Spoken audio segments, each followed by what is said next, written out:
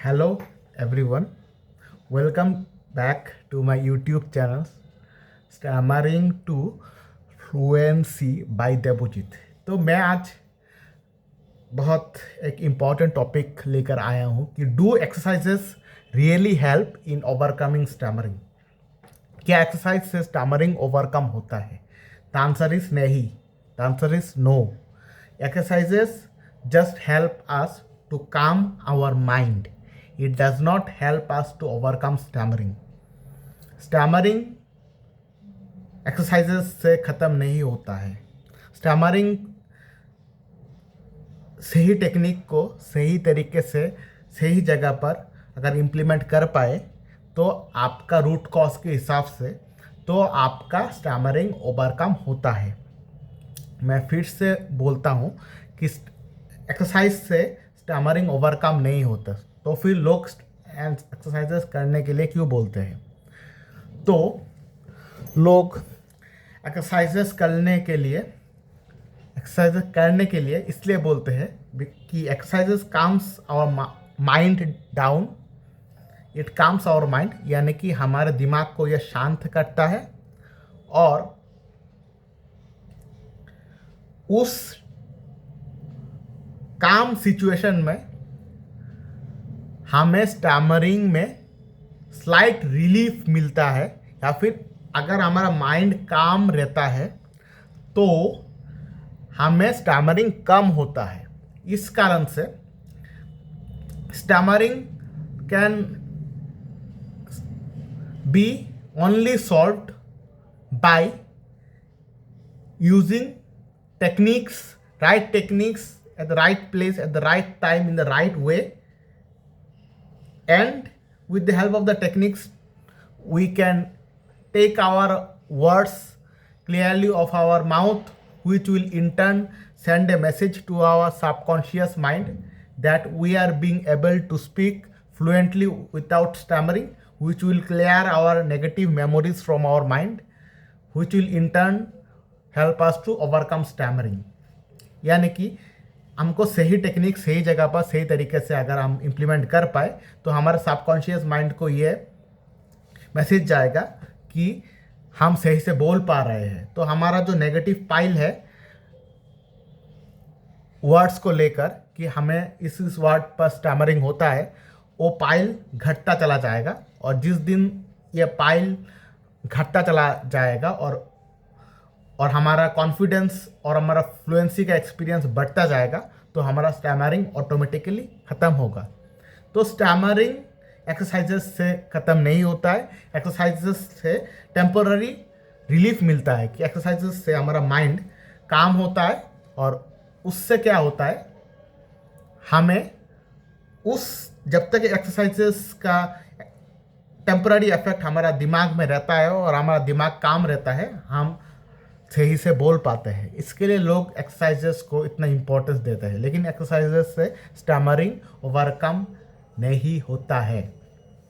Number 1, तो आप बोल सकते हैं कि कौन कौन से एक्सरसाइजेस से टेम्पोररी रिलीफ मिल सकता है। तो बहुत सारे ब्रीदिंग एक्सरसाइजेस है, जैसे कि मैं एक एक्सरसाइज बोलता हूँ। देखिए, मैं बोलूँगा टी मतलब टाइम्स, टी मतलब टाइम्स। हाँ, तो एक एक्सरसाइज है मैंने बनाया T:T, यानी कि T:T, यानी कि टी के जगह पर 1 और उस T:2 के पास जो टी है उसका मतलब 1। तो एक बार आप इनहेल कीजिए नाक से, एक बार आप इसको एक्सहेल कीजिए।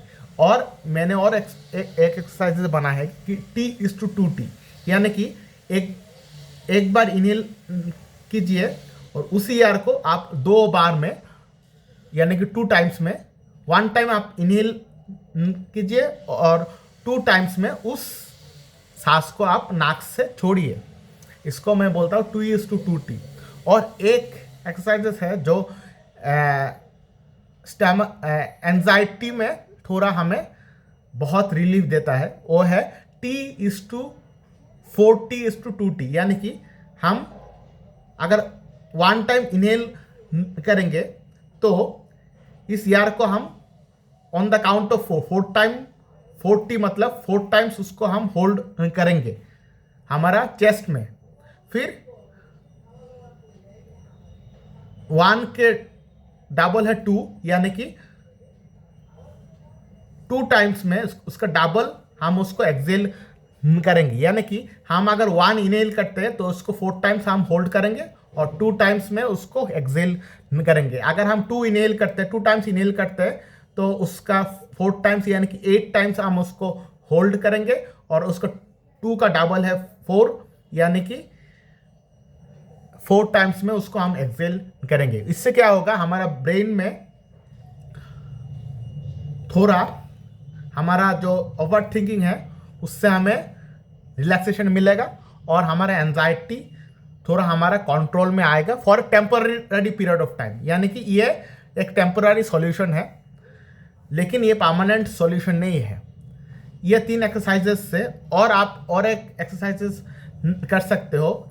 आप नाक से कर रहे हो, वही सेम चीज़ आप मुंह से भी कर सकते हो कि T/T, यानी कि एक बार आपने मुंह से इनहेल किया और एक ही बार में उसको एक्सेल कर दिया। क्योंकि हम जब बात करते हैं हम मुंह से इनहेल करके बात करते हैं, राइट। फिर आप और एक एक्सरसाइज कर सकते हो जो मैंने बोला कि T/2T, यानी कि आप मुंह से 1 टाइम इनहेल करके उसको आप 2 टाइम्स में मुंह से वही एयर को आप छोड़ सकते हो। फिर एंजाइटी को थोड़ा कंट्रोल में लाने के लिए और एक्सरसाइजेस कर सकते हो कि T/4 T/2T, यानी कि एक बार आपने इनहेल किया चेस्ट पर, उसको 4 टाइम्स आपने होल्ड किया और 2 टाइम्स इसको मुंह से आपने छोड़ दिया।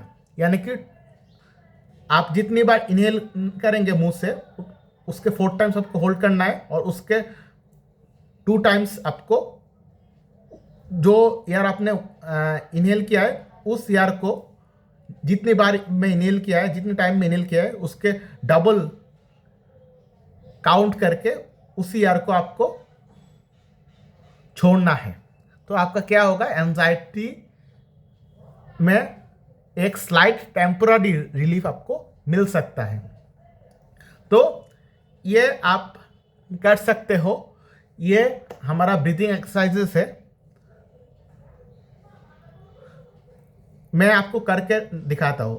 फर्स्ट है T/2T, मैं नाक से करूँगा।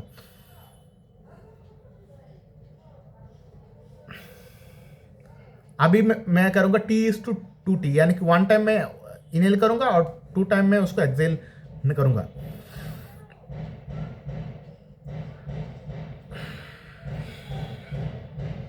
और T/4 T/2T, यानी कि 1 टाइम में इनहेल करूंगा, 4 टाइम्स उसको होल्ड करूंगा और 2 टाइम्स मैं उसको एक्सेल करूंगा।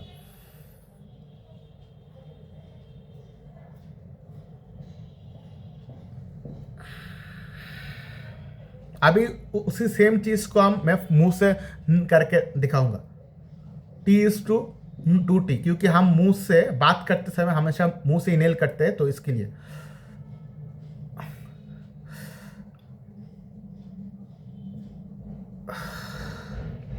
अभी T/2T, यानी कि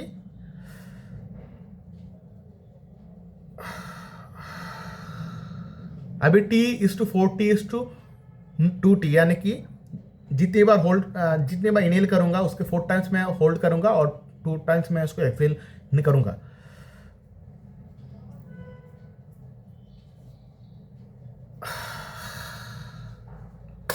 ये एक्सरसाइजेस आप कर सकते हो। इससे आपको slight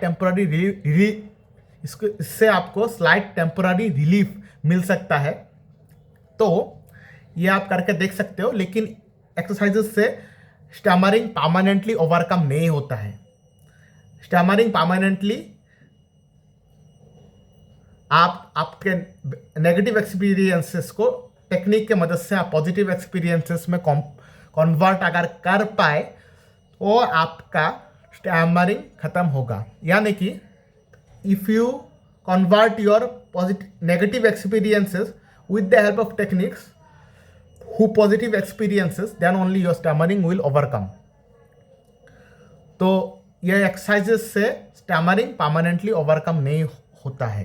exercises can give you a temporary relief and can calm down your mind for a short period of time, and in that tenure your stammering will reduce to an extent. After that, as soon as the effect of that exercises go away from your mind, then stammering will again start. So the exercises is a temporary solution, not a permanent solution. Thank you.